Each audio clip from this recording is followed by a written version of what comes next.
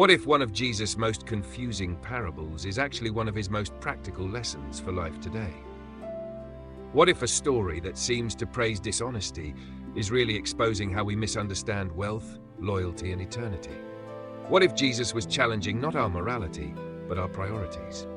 In Luke chapter 16, verses 1 to 15, Jesus tells the parable of the shrewd manager. It is a story that has puzzled readers for centuries, because at first glance, it seems to reward clever wrongdoing. But as with many of Jesus' teachings, the surface confusion invites us to look deeper. This parable is not an endorsement of dishonesty. It is a sharp wake-up call about how we use what we have while time still remains. Jesus begins by describing a rich man who has a manager. This manager is accused of wasting his master's possessions. We are not told exactly how, but the accusation is serious enough that the master calls him in and demands an account. The manager is about to lose his position. His future security is suddenly gone.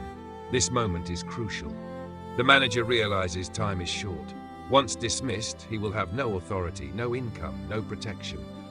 He admits to himself that he is not strong enough for manual labor and too ashamed to beg.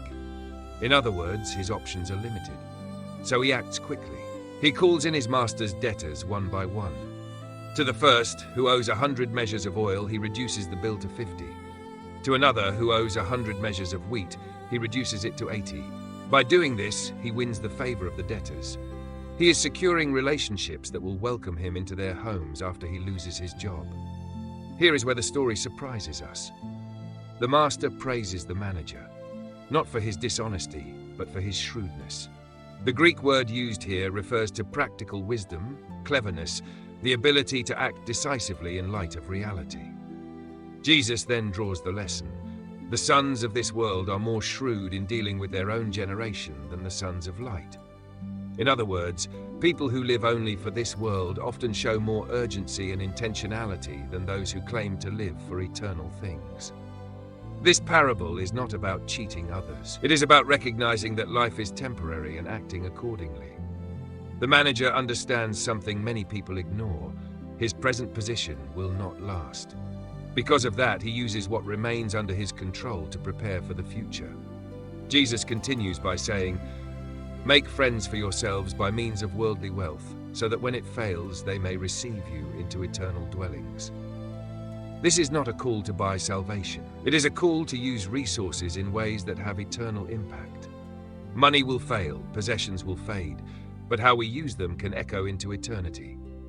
The deeper issue Jesus is addressing is stewardship. Everything the manager had belonged to his master.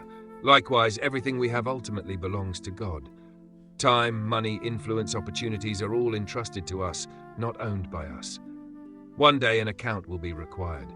Jesus contrasts faithfulness with unfaithfulness. Whoever is faithful in very little is also faithful in much, and whoever is dishonest in very little is dishonest in much. Character is revealed not in grand gestures, but in daily decisions.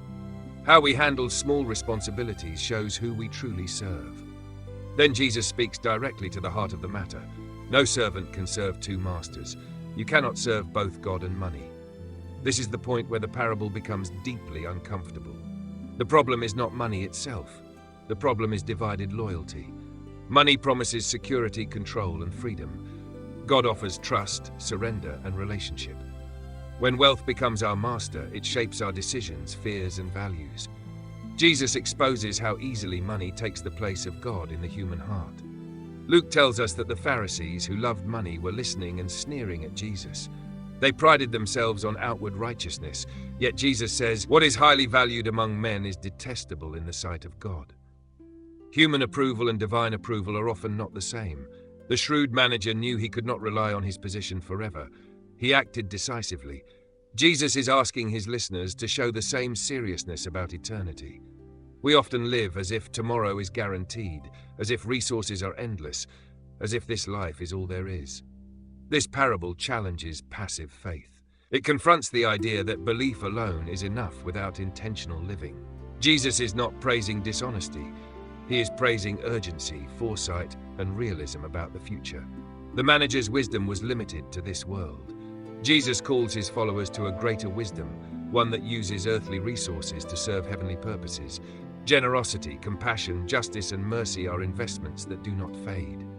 Another key insight is accountability. The manager was called to give an account. Scripture consistently reminds us that our lives are answerable to God. This is not meant to instill fear, but clarity. Life matters, choices matter, stewardship matters.